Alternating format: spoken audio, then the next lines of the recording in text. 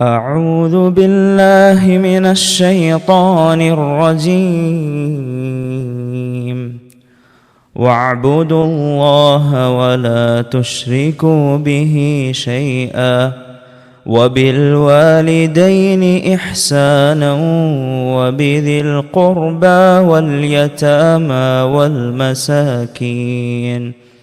والمساكين والجار ذي القربى والجار الجنب والصاحب بالجنب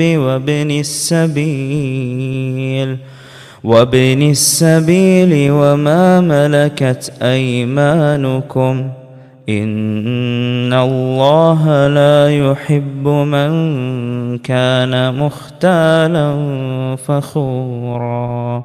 ഇതിൽ ഒരുപാട് നന്മകൾ ഇതിൽ പറയുന്നുണ്ട്.